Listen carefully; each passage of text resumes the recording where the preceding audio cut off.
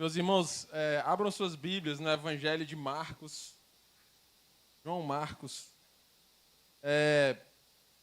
Ainda sobre o detox, a gente vai começar na sexta-feira à noite, vai ser lá na Tabuba, tá certo? Então, todos os pais de adolescentes e jovens da igreja façam todo o possível para que seus filhos cheguem o mais cedo possível na sexta-feira, assim, final de tarde, tá? A gente vai começar cedo o detox, vai ter ministração já na sexta-noite. E o detox vai terminar no domingo à noite na igreja, tá? Então vai ser sexta-feira à noite, sábado o dia todo. Gente, se o Senhor abençoar, realmente com vocês. Assim começa a Escritura. Marcos 5:21. Tendo Jesus voltado de barco para o outro lado, reuniu-se em volta dele uma grande multidão, e ele estava junto do mar. Então chegou um dos chefes da sinagoga, ou um dos principais da sinagoga, chamado Jairo, e vendo, prostrou-se aos pés de Jesus e lhe pediu com insistência: minha filha está morrendo, venha impor as mãos sobre ela, para que seja salva e viva. Jesus foi de Decápolis, ele encosta o barco e já uma multidão o aguarda. As pessoas já estão se alvoroçando para estar perto dele, para conhecê-lo. E se destaca na multidão um homem chamado Jairo, o principal, que se ajoelha aos pés de Jesus. Ele tinha uma grande necessidade. A necessidade daquele homem era que a sua filha estava com uma doença grave, estava à beira da morte. Aquele homem, Jairo, ele era o principal, sabe por quê? Ele era o principal da sinagoga, ele era um homem bom, ele era amigo dos discípulos, os discípulos gostavam dele, mas o principal da sinagoga, ele abria o templo, ele fechava o templo. Ele começava o culto, ele terminava o culto. Ele escolhia o texto que ia ser lido, ele escolhia quem ia ser o pregador. Ele estava acostumado a controlar todo o seu ambiente religioso. Mas agora o principal estava de joelho. E aqui cai o primeiro gigante diante de Jesus. O nosso orgulho, o nosso jeito, a nossa maneira de fazer as coisas como nós queremos. Nós somos servos, filhos e ovelhas. Nós não temos direito de começar culto, de terminar culto, de ordenar a palavra, de ordenar aquilo que vai ser, porque tudo vem de Deus, é para Ele, é por Ele e é por meio dEle que é toda a honra e toda a glória. O texto começa com a queda do primeiro gigante. E esse gigante tem que cair nas nossas vidas. O gigante do orgulho, o gigante do meu jeito, o gigante da minha forma de fazer, porque é o meu jeito. Não, o meu jeito ele existe sim, é claro, todos nós temos o nosso jeito. Cada um aqui foi criado de uma forma, cada um aqui vem de uma realidade social, de uma realidade educacional.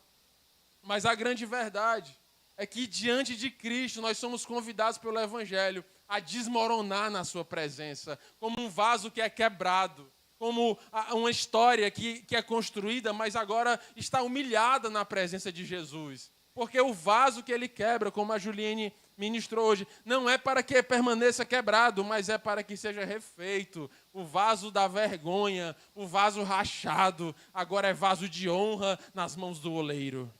O primeiro gigante cai, o gigante do orgulho. O principal está de joelhos, porque houve algo que o culto não resolveu, houve algo que a religião não resolveu, houve algo que a sinagoga não resolveu, e ele estava convicto de que para isso só Jesus e o poder do seu nome poderia resolver.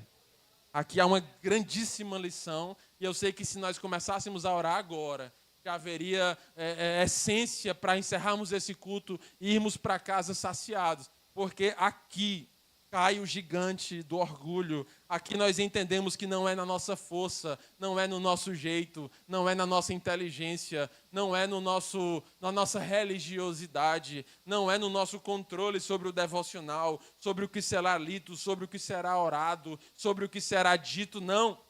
É sobre o que Jesus tem a fazer por nossas vidas. Amém? Estão comigo? Acontece essa cena.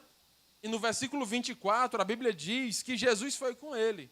A multidão, aquele homem se ajoelha. Nos outros evangelhos, que não Marcos, diz uma informação interessante, que aquele homem era querido pelos discípulos. E aí eles vão, em caminhada, em multidão. Mas, no versículo 24, algo diferente acontece.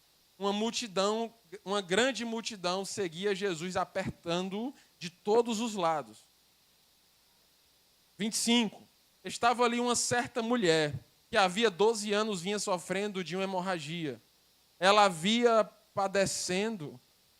padecido muito nas mãos de vários médicos e gastado tudo o que tinha. Ela era rica para passar 12 anos gastando e terminar depois de 12 anos, né? Se a gente começar a gastar o que a gente tem, terminando no instante. Né? Passou 12 anos. Eita.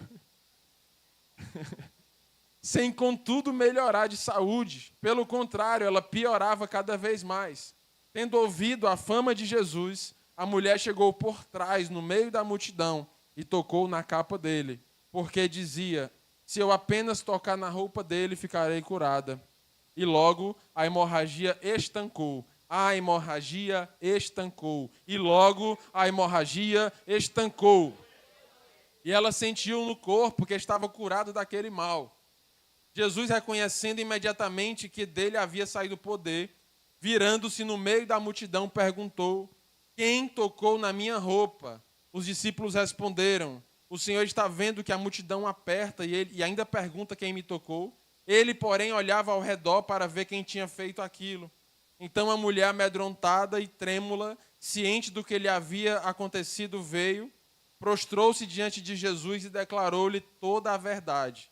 Então Jesus lhe disse: filha, a tua fé te salvou, vá em paz e fique livre desse mal. Aqui, meus irmãos, algo inesperado acontece. Haviam duas pessoas com muitas semelhanças, o pai de uma menina de 12 anos e uma mulher que há 12 anos sangrava. O pai de uma menina de 12 anos e a idade da menina era a idade da doença da mulher. Duas pessoas que confiavam em Jesus, duas pessoas que abriram mão dos seus recursos naturais, duas pessoas que tinham um motivo de oração muito forte. Uma doença terrível, outra uma filha à beira da morte. E duas pessoas com expectativas completamente diferentes acerca de Jesus. Jairo queria que Jesus corresse e a mulher queria que Jesus parasse. Para Jairo, Jesus estava atrasado. Para a mulher, Jesus estava apressado. Para Jairo, Jesus precisava voar. Para a mulher, Jesus precisava parar. A verdade é que todos nós temos expectativas de Jesus acerca das nossas necessidades. Uns querem que Jesus acelere as coisas, outros querem que Jesus pare as coisas. Uns querem que Jesus resolva tudo em um segundo, outros querem mais tempo para que se resolvam as coisas mais calmamente. Se você olhar a vida de Maria, parece que Jesus se apressou. Parece que Deus se apressou com ela. Uma menina adolescente virgem, ainda não casada, engravida. Deus se apressou. Se a gente olhar a vida de Isabel, uma mulher já acima dos 40 filhos, e de repente ela engravida na idade idosa, parece que Deus se atrasou. A verdade é que o olhar do tempo humano é fruto da nossa existência limitada, humilhada e pobre nesse mundo que nós vivemos. Mas a grande verdade é que Deus sabe de todas as coisas. Deus não se apressa, Deus não se atrasa. Deus é Deus sobre todas as coisas. Deus é Deus sobre todas as coisas. 12 anos. Quem era essa mulher? 12 anos. Doente. Anemia, quem já teve uma anemia severa sabe o que eu estou falando. Anemia é uma doença que quando chega para a gente no consultório, as primeiras capítulos de anemia, na introdução do capítulo de anemia, é o diagnóstico diferencial de depressão maior. A pessoa anêmica, ela tem todos os sintomas de uma pessoa depressiva. Ela não tem forças, ela não tem ânimo, ela não tem vigor, é uma pessoa frágil. As mulheres que estão me ouvindo, que já tiveram um fluxo menstrual aumentado, podem entender o que eu estou dizendo melhor do que eu mesmo. Tontura, falta de vigor, falta de coragem. Você imagina isso por 12 anos. Ela tinha limitação física, ela tinha limitação social, porque uma mulher naquelas condições não podia tocar em ninguém, não podia se sentar onde ninguém sentava, não podia estar em comunhão com ninguém por um dia, 2 dias, uma semana, 12 anos. Era uma situação dificílima. Era essa mulher que procurou médicos. E esses médicos, eles... Deixa eu ler exatamente o que está escrito na Bíblia. Ela havia padecido muito nas mãos de vários médicos. Ela não só procurou vários médicos, como ela padeceu nas mãos deles. Eles não sabiam o que fazer com ela. Eles podem ter inventado muitos tratamentos. Havia um templo na cidade de Laodiceia, perto de onde Jesus estava quando encontrou essa mulher. Ele tinha uma terapia alternativa para curas de doenças. É no templo das serpentes. As pessoas enfermas, elas se deitavam num grande salão. Ali os sacerdotes daquela deusa faziam muitas orações. A pessoa se deitava no salão e as serpentes passavam por cima das pessoas. Eu não sei, mas provavelmente aquela mulher tentou essa terapia. Porque a Bíblia diz que ela tentou tudo. E ela padeceu de muitas formas e ela gastou todos os seus recursos. Até hoje o símbolo da medicina é composto por serpentes, em homenagem a essa deusa, esses sacerdotes. Eu não uso nada que tenha essa serpente, porque a medicina é um dom de Deus e não de Satanás. Quero dizer a você que ela se dedicou aos recursos da ciência e aos recursos financeiros. Mas esses dois gigantes caíram. Caiu o primeiro gigante, o gigante do orgulho na vida de Jairo. E aqui caem dois gigantes, os recursos científicos e os recursos financeiros se ajoelham diante da presença do Senhor. Para o mundo, aquilo que o dinheiro não resolve é porque é pouco. Na presença de Deus, é o Deus que está acima de todo o recurso humano, a ciência, a filosofia, a medicina, as ciências jurídicas, as ciências emocionais, todas elas se ajoelham diante do Senhor Jesus, porque Ele é o autor e consumador de todas as coisas. Os recursos financeiros, eles parecem resolver tudo na terra, mas a grande verdade é que eles não resolvem tudo. A grande verdade é que eles são limitados. A grande verdade é que eles vão e eles vêm. A grande verdade é que nas últimas semanas nós temos visto os grandes homens e mulheres riquíssimos no Brasil sendo presos por ambição, por ganância, influências, cantores, pessoas de influência na mídia, nos nossos jovens e adolescentes estão presos ou com mandatos de prisão pelo amor ao dinheiro. A verdade é que há grandes condomínios caríssimos na nossa cidade, na casa do milhão, de mais de milhão, onde lá não está guardado da mente, da ansiedade, depressão, da briga, da confusão. Porque o dinheiro, ele é um ótimo servo, mas é um péssimo patrão. O dinheiro é um excelente servo e um patrão cruel. Quando o dinheiro é patrão do homem, ele escraviza até a morte. E aqui se ajoelham dois gigantes, a medicina e o dinheiro. Quero fazer uma pausa na nossa caminhada nessa noite, porque eu quero falar com vocês sobre o Salmo 147. O Salmo 147, ele é um salmo que fala sobre recursos humanos e sobre a reação de Deus, a resposta de Deus a esses recursos. O Salmo 147, ele fala principalmente de três recursos humanos. Ele fala sobre a força dos cavalos, os músculos do guerreiro e as trancas das portas. Pensa em umas coisas que são atemporais. Até hoje nós confiamos na força do cavalo, ou seja, na força daquilo que é a nossa força de trabalho, nos músculos do guerreiro, ou seja, no braço do ser humano, na força humana, e nas trancas das portas. É ou não é verdade? Esse salmo escrito há 3.000 anos atrás, meu amigo e irmão Fernando, ele fala do coração do homem que confia mais na terra do que no céu, que confia mais nos recursos humanos do que nos recursos de Deus. E esse Salmo 147 diz que Deus não faz caso da força dos cavalos, que Deus não se ilude com os músculos do guerreiro, que Deus ele reforça as trancas dos seus servos, que Deus abençoa os seus filhos, e é Deus quem dá paz às fronteiras, é Deus quem dá fartura aos trigos, e ele mostra a sua palavra a Jacó. É Deus, é Deus, é Deus e é Deus. Não confie nos recursos humanos Nessa noite, os recursos humanos precisam estar de joelhos diante do altar de Deus. E quem vai fazê-los ajoelhar sou eu e é você, no seu coração e na sua mente. É Deus quem falou tanto comigo, é Deus a quem dá paz.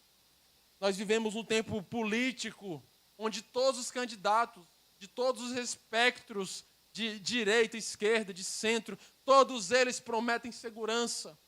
Todos eles prometem melhorar a segurança porque nós somos uma das capitais mais violentas do Brasil, porque escutar fogos em Fortaleza não é mais sinônimo de alegria, escutar fogos em Fortaleza é sinônimo de tensão.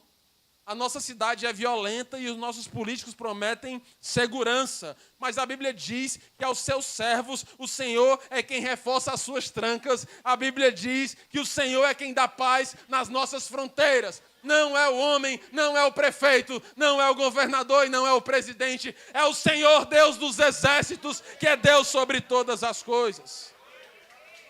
Não confie no homem nem no braço forte, porque o braço forte do homem um dia será engolido pelas bactérias da terra. Um dia será. Um dia o instrumento de vaidade e beleza do homem será completamente destruído pelas bactérias da terra. Mas quanto ao nosso espírito, assim como ele é, nós o veremos. E assim como ele é, nós o seremos. Isso está guardado diante do Senhor. E o Salmo 147, ele diz que Deus mostra a sua palavra a Jacó. Sabe o que é que significa? Jacó é o símbolo de alguém que tinha tudo para dar errado e deu certo. Jacó é o personagem bíblico daquele homem pecador, enganador, que nasceu com a mente do pecado, que nasceu com a mente do jeitinho brasileiro. Eu tenho para mim que Jacó era brasileiro. Se já fosse os tempos modernos, Jacó tinha nascido no Rio de Janeiro, eu acho. Meus irmãos do Rio de Janeiro, Deus abençoe a todos em nome de Jesus. É a imagem que a gente tem, né? Aqui do Ceará, né? Sempre querendo levar vantagem, o esperto. Mas a Bíblia diz que Deus pega a sua palavra e mostra a Jacó. Ou seja, o homem que não tem jeito, aos olhos humanos, para ele a vida tem jeito sim, no poder da palavra de Deus. Aquele que era o enganador, agora é príncipe. Aquele que não sabia como andar, briga com o anjo, muda o jeito de andar e agora é abençoado em terra estranha. Aquele que não tinha perspectiva de crescimento, aquele que era comparado com o seu irmão, aquele que era posto em conflito pela sua mãe, pelo seu pai, agora estava apaziguado na presença do Senhor. Deus mostra a sua palavra a Jacó. Tem Jacó aí? Tem gente que não tinha jeito aí? E tem gente que não tinha valor segundo aos homens? Tem gente aqui desprezado pelos homens? Pois para Deus somos príncipes e princesas do Senhor. Aleluia. Agora sim, podemos voltar para a nossa história. Recursos humanos. Há algo que une esses dois personagens, meu amigo Laerte. Todos os dois tinham uma forte convicção. Sabe por quê? Porque a luta que eles lutaram colocou de joelho o seu orgulho, colocou de joelho os seus recursos, colocou de joelho a medicina, colocou de joelho o real, o dinheiro, o ouro. E todos os dois foram tomados por uma forte convicção, porque, como diz Isaías 55, eles entenderam que os planos de Deus são mais altos que os deles, que a força de Deus é mais forte do que a deles, que o pensamento de Deus é mais forte do que o deles. E nesse contexto, há uma forte convicção. Quando nós confiamos nos recursos do céu, brota no nosso coração uma forte convicção que diz: eu sei que a minha filha está à beira da morte, mas se o Senhor impuser suas mãos sobre ela, ela será curada. Eu sei que eu sofro de uma hemorragia de 12 anos, mas se eu apenas tocar nas suas vestes, eu serei curada. Eu sei que a minha filha está endemoniada à beira da morte, mas se cair uma migalhinha da mesa para os cachorros e eu comer, eu terei fé suficiente para que a minha filha seja curada. Eu sei que se o filho de Davi tiver compaixão de mim, eu volto a enxergar. A firme convicção no Evangelho, no poder de Jesus, gera uma fé tremenda que abala a terra, porque o céu vem em favor da voz que cai da palavra sobre os nossos corações. Os gigantes se ajoelham diante de uma firme convicção. eu sei que se o Senhor impuser a mão, tudo muda. Você tem convicção no seu coração? Há uma luta a ser lutada na sua vida, sim ou não? Quem aqui está lutando lutas? 6 pessoas estão lutando, as outras não estão. Quem aqui está lutando, meus irmãos? Quem aqui está lutando, meus irmãos? Quem aqui tem luta para lutar? Pois saiba, diante da luta é preciso que haja no nosso coração uma firme convicção que se o Senhor se levantar, não há quem fique de pé. De que se o Senhor agir, ninguém pode resistir. De que se o meu Redentor vive, no fim se levantará o Senhor. Essa era a convicção de Jó. Preste bem atenção nas Escrituras. Os homens e mulheres que prevaleceram diante das lutas e más notícias, no coração deles havia uma firme convicção no poder de Deus pela sua palavra. E essa firme convicção, ela deve gerar em nós uma atitude. Não é só assim, ó, eu creio. Não é só assim, ó, ah, pastor, que bênção essa pregação. Não, não é só assim, ó, ah, Deus é por nós. Não, não é só assim, Deus é fiel. Não é só assim. A firme convicção, se ela é real e verdadeira, ela gera uma mudança de atitude. Aquela mulher, ela estava lá no quarto dela, chorando, provavelmente fraca, anêmica, depressiva, entristecida, sem luz, sem norte. Mas ela ouviu dizer que havia Jesus, o Filho de Deus. A Bíblia diz que ela ouviu falar. Está escrito. Ela ouviu falar. Ela ouviu dizer que havia um Jesus que estava curando pessoas.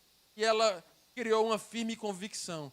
Se eu apenas tocar nas suas vestes, eu serei curado.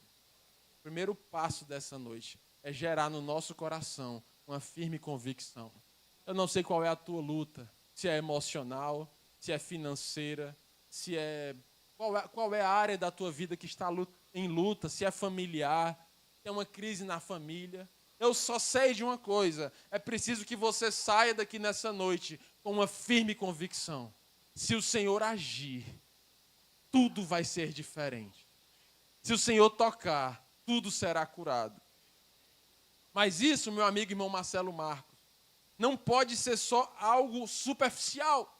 É preciso que gere uma mudança de atitude, porque aquela mulher, em tudo que eu já falei, que eu não vou repetir, ela se levanta e ela vai, e ela rompe a multidão, e ela passa por cima dos preconceitos religiosos, sociais, ela passa por cima da sua fragilidade física, ela prevalece contra os sintomas e sinais da anemia, contra uma hemorragia de um fluxo menstrual de 12 anos, e ela vai, e ela se estica, e a Bíblia diz que havia uma multidão que imprensava Jesus por todos os lados, mas por uma pequena brecha, ela estende a sua mão e toca nas vestes de Jesus.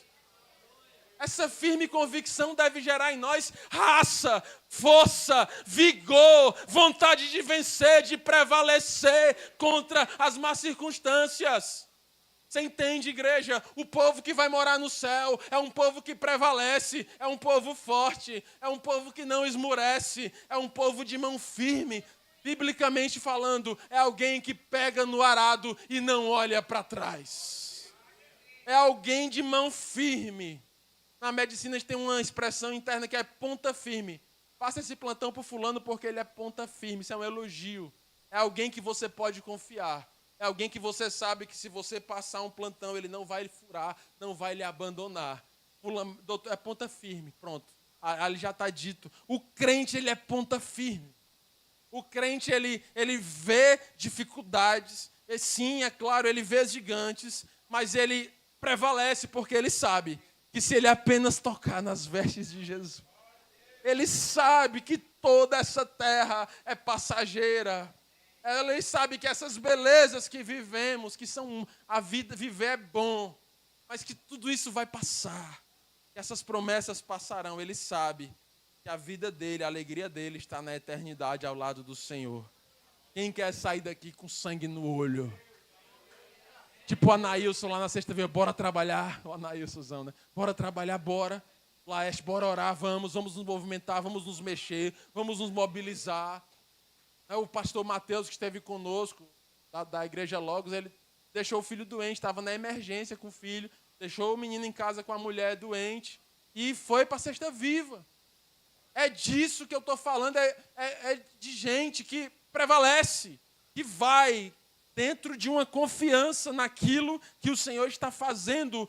Diante de uma firme convicção, é preciso que haja em nós uma atitude condizente com a firme convicção. Porque o crente, ele não só fala, ele fala e faz. Porque Deus não só fala, Deus faz e fala. E assim como Ele é, nós o seremos. Uma característica de Deus é a certeza do que Ele fala, Ele faz. Se Deus fala, Ele faz, Ele cumpre, Ele zela pela sua palavra. E aquela mulher, 12 anos enferma, meu amigo Ig, agora está curada. A Bíblia diz que ela sente no seu corpo que o fluxo parou e que ela foi curada. Enquanto ela estava ali em busca da cura, em busca da sua cura, que era algo realmente muito relevante, ela alcança também a salvação. Deus dá muito mais do que pedimos ou pensamos. É hora de prevalecer. É hora de arregaçar as mangas. É hora de um povo novavidense, com sangue no olho. Igreja do Senhor, com sangue de Jesus correndo nas veias. E o Senhor deu a ela a salvação. E quando o Senhor realiza essa obra, o coração dela é apaziguado. E aquela vontade que ela tinha de Jesus parar, não tem mais. Mas tem alguém ouvindo tudo. Quem é? Jairo. Jairo avexado. Jairo, bora. O que essa mulher está fazendo aqui uma hora dessa?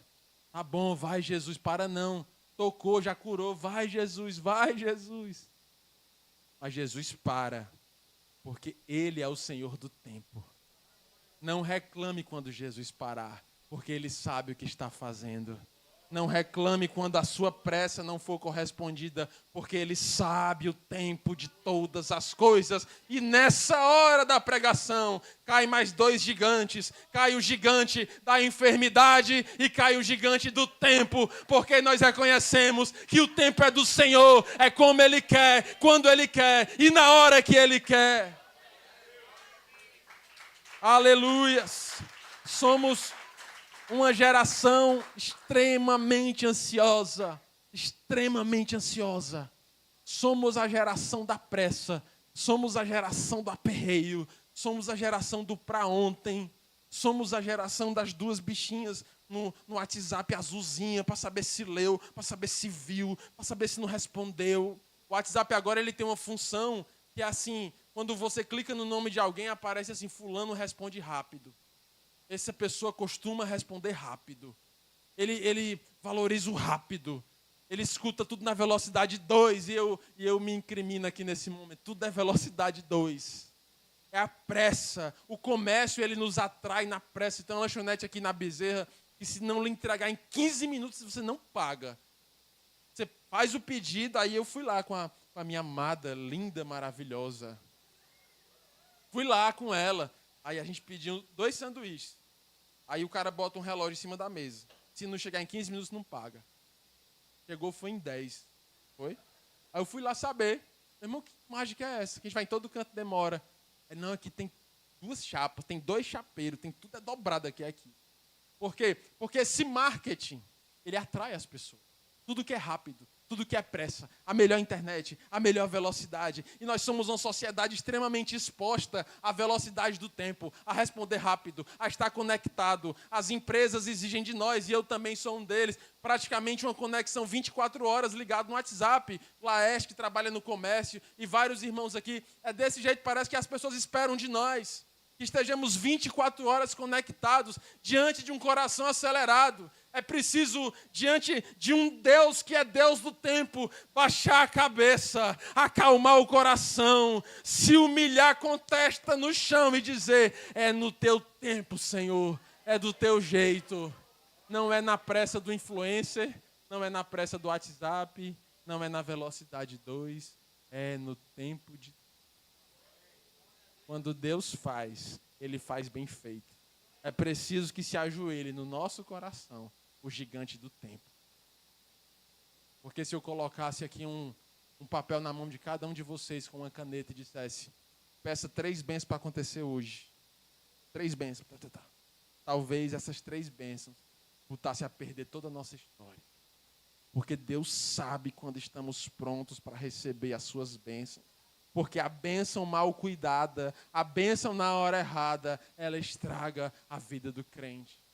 Ela pode jogar fora toda uma história, todo um quebrantamento e toda uma fé. Aquela mulher precisou de 12 anos para gastar tudo que ela tinha. Quando ela gastou tudo que ela tinha, era o tempo certo de agora Deus investir nela tudo que ela tem. Tudo que Ele tem para ela. Você entende isso? Talvez se fosse 6 anos, 5 anos, era o tempo de Deus. Porque Deus conhece o coração de cada um de nós. E se realmente temos uma firme convicção, se realmente o Evangelho não é para nós um passatempo, se realmente a palavra de Deus é verdade em nossos corações, nós precisamos crer de verdade que o Senhor está cuidando de nós. De que Ele sabe de todas as coisas. Aquilo que para muitos é uma palavra de positividade ou uma palavra solta, como uma mensagem jogada no ar. Deus sabe, Deus faz, vai dar certo de qualquer jeito. Diante da convicção do Evangelho, essas palavras ela ganham o peso da fé. Eu sei que o meu Redentor vive e que no fim se levantará o Senhor. Eu sei lá, quando Pedro, em 1 Pedro, está pregando sobre a ansiedade, ele diz, a pregação da ansiedade de Pedro e de Paulo, ele diz, Ele está cuidando de nós. Paulo diz, perto está o Senhor, Filipenses 4. Essa certeza de que Deus é Deus de perto, coloca o tempo de joelhos.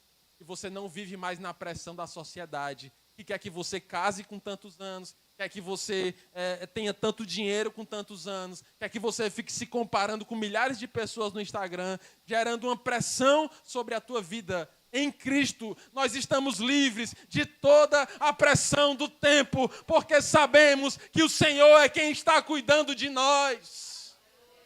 Em Cristo não há pressão, em Cristo a submissão, a humildade ao seu projeto, porque nós sabemos que os planos dele são maiores do que os nossos. Portanto, crente, tão somente seja fiel ao Senhor e não queira apressá-lo e nem atrasá-lo, porque a Deus ninguém apressa. A gente morre doido e ele sabe o que está fazendo. Para José, a pressão social de José, já pensou? Se José tivesse Instagram, acho que ele tinha ficado doido.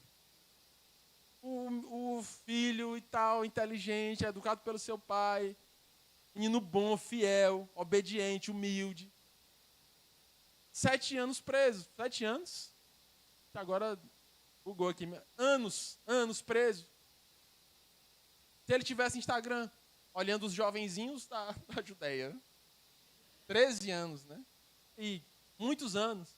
Você imagina ele lá se comparando, aquele menino que nasceu perto, que ele conhecia, agora estava casado, agora estava com filhos, agora estava numa realidade financeira, estava trabalhando, estava postando lá, viajando, férias na Babilônia, fim de semana, não sei aonde. E José preso, sem ter feito nada de errado. Ele foi fiel, ele se negou aos braços da mulher de Potifar. Ele foi fiel, estava pelo menos 7 a 13 anos preso naquela prisão. Havia uma pressão social sobre ele. Ler a Bíblia hoje é muito rápido. Em um versículo, 2, 10 versículos, se passam anos de história. Mas a grande verdade é que o coração que viveu aqueles processos é que entende qual foi a luta, qual foi a necessidade de que cada gigante fosse derrubado, para que no final a história terminasse com um final feliz. Eu quero te chamar hoje a confiar no Deus que está cuidando de ti. Como disse a irmã Nalinda, não era Deus que andava com Enoque, era Enoque que andava com Deus. Nós somos a sociedade do saiba como, irmão. Todo dia o Google, ChatGPT, todas as frases mais digitadas na inteligência artificial é: como é que eu faço isso? Como é que eu faço aquilo? Vídeos, bote assim no YouTube, saiba como, e aperte o buscador. Você vai ser tudo que você imaginar, eletricidade, hidráulica, carro, moto, cursos, tudo está lá. Mas com Deus, nós não precisamos saber como. Com Deus nós precisamos saber quem está nos conduzindo, quem está nos guiando, quem está nos levando à frente, quem está cuidando de nós, e isso é suficiente. Fase final da pregação de hoje, versículo 35. Já caíram 5 gigantes. O gigante do orgulho, o gigante da medicina, o gigante do dinheiro, o gigante da doença e o gigante do tempo. Faltam 2 gigantes. Enquanto Jesus ainda falava, Jesus estava falando ainda. Mulher, fica livre desse mal. Enquanto Jesus falava, chegaram alguns da casa do chefe da sinagoga dizendo: a sua filha já morreu. Por que você ainda incomoda o mestre? Mas Jesus, sem levar em conta tais palavras, disse ao chefe da sinagoga: não tenha medo, apenas creia. Quantos de nós estamos precisando ouvir essa frase de Deus hoje? Não temas, apenas creia. Jesus não permitiu que ninguém o acompanhasse, a não ser Pedro e os irmãos Tiago e João.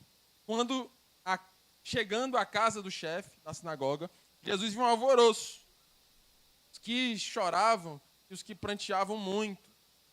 Ao entrar, disse: por que vocês estão alvoroçados e chorando? A criança não está morta, mas dorme. E riram-se dele.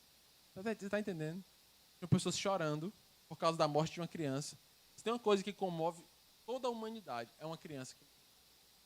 O idoso morre, a gente sente, é claro, mas uma criança é pesado. E aqueles que choravam começaram a rir. Você está entendendo o que está acontecendo aqui? Eles riram.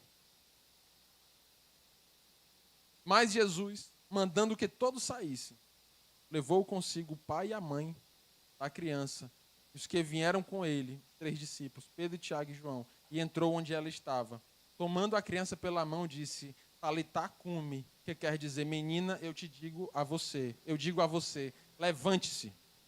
Imediatamente a menina, que tinha 12 anos, se levantou e começou a andar. Então todos ficaram muito admirados, mas Jesus ordenou-lhes expressamente que ninguém o soubesse e mandou que dessem de comer à menina. Ei, você tem uma firme convicção aí de que se o Senhor agir, tudo vai mudar. Sobre as tuas finanças, você tem uma firme convicção de que se o Senhor tocar, tudo vai ser diferente. Sobre a tua família, sobre a tua relação familiar, você tem uma firme convicção de que se o Senhor agir, tudo vai ser diferente. Pronto. Diante dessa convicção, vamos construir atitudes. Mas eu quero fazer um alerta aqui nessa noite. Haverá uma resistência. Haverá gente que vai rir de ti. Mesmo num ambiente de choro. Haverá gente que vai piorar a notícia ruim. Vai dizer: ela não está mais doente, ela já morreu. Para de perturbar o mestre. O que nós devemos fazer? Sabe por quê? Porque o diabo, ele trabalha na desconfiança. Uma relação do pastor com a sua ovelha se acaba na desconfiança. E nem sempre a desconfiança, ela vem como uma árvore plantada, grande, com frutos. É uma semente pequena, simples, lançada no coração como uma palavra, que vai gerando uma amargura, uma raiz de iniquidade, de forma que aonde havia a confiança, agora há desconfiança. Aonde havia uma certeza, agora há uma dúvida, reina a dúvida.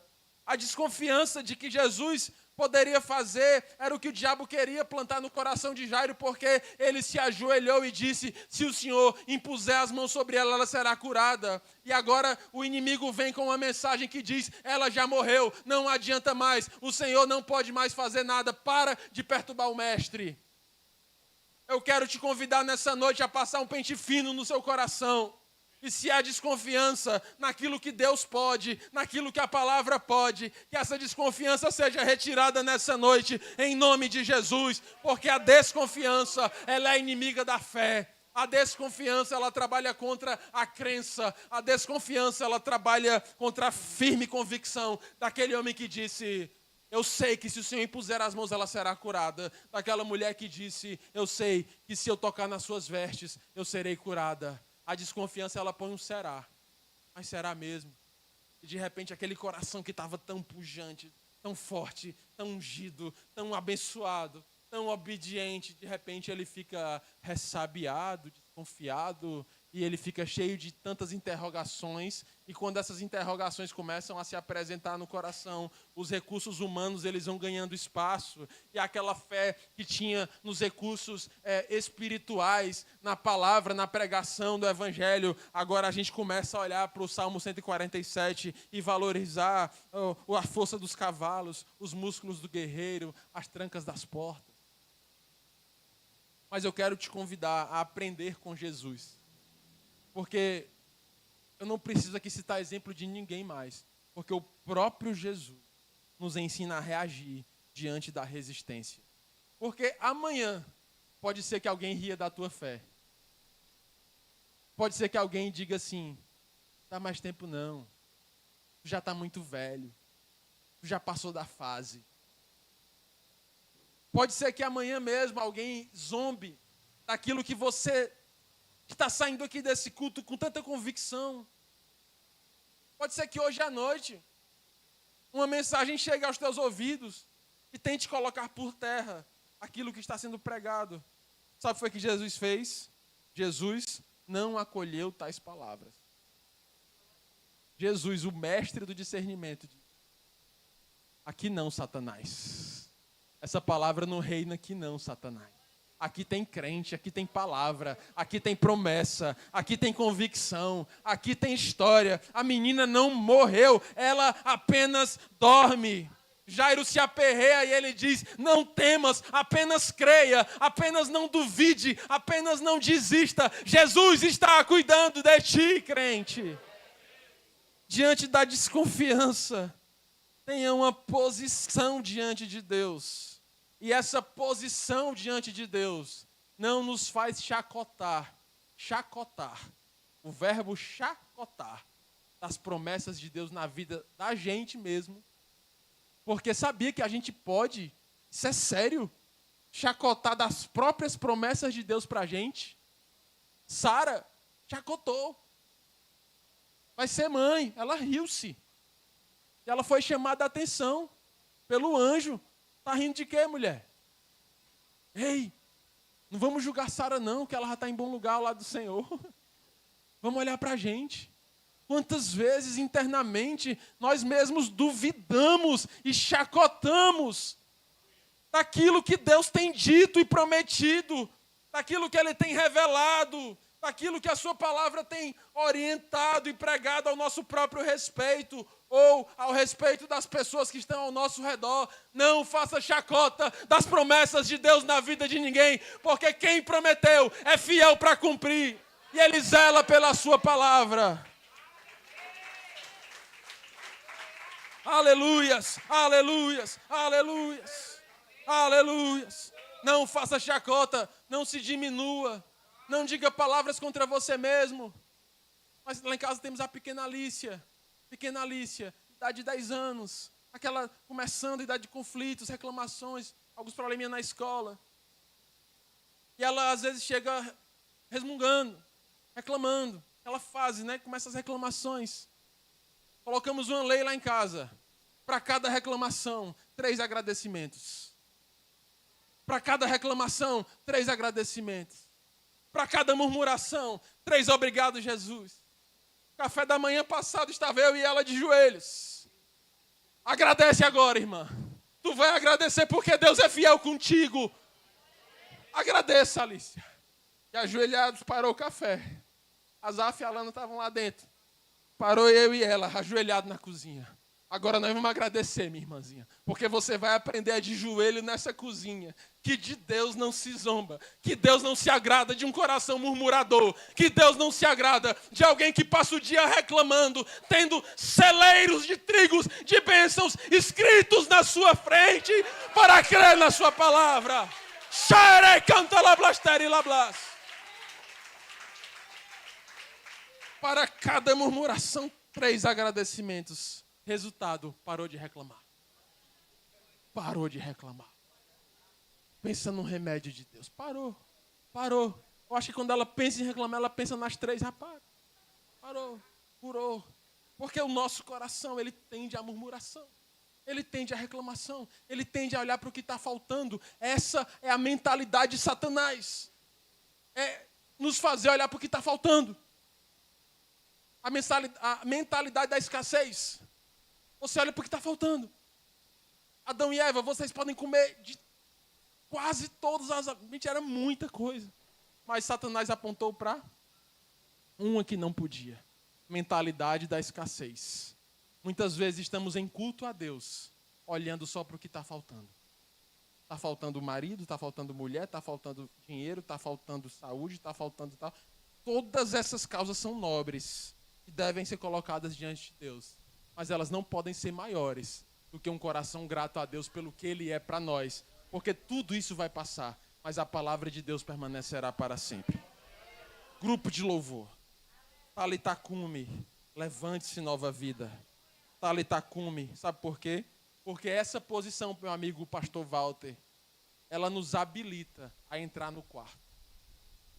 Aqueles que riram ficaram de fora do quarto. E Jesus disse, não conte a eles não. Deixa lá. Não se importe com quem está fora do quarto. Essa posição, meus irmãos, isso é muito sério. Essa posição diante da resistência, ela diferencia os meninos dos homens, as meninas das mulheres. Aquela pregação da Alana. Essa posição, ela diferencia os trigos novos dos trigos maduros. Essa posição de dizer assim, eu não vou rir não, hein?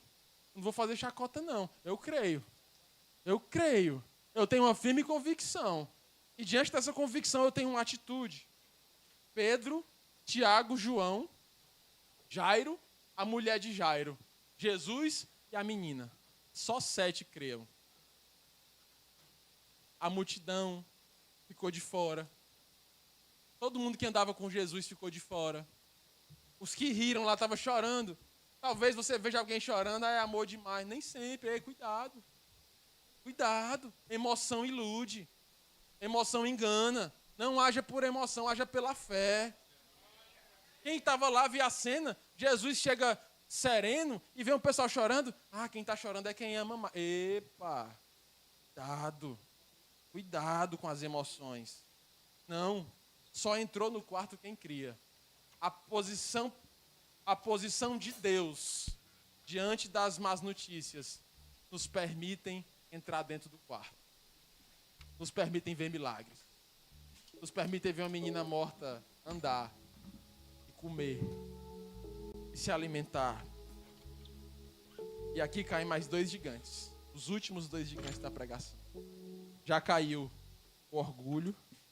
Já caiu a medicina. Pastor, mas o senhor é médico. A primeira a cair é a medicina. Caiu o dinheiro. Já caiu a doença. Já caiu o gigante do tempo. E agora vão cair mais 2 gigantes. O gigante da incredulidade. Toda vida que se levanta, Éder, o crente cheio do Espírito Santo, o diabo bota o gigante da incredulidade para abafar a nossa fé.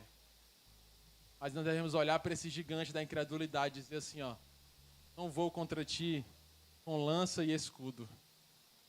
Eu vou em nome do Senhor dos Exércitos. E aí o gigante cai. E o último gigante que caiu foi o gigante da morte. A própria morte caiu prostrada diante de Jesus.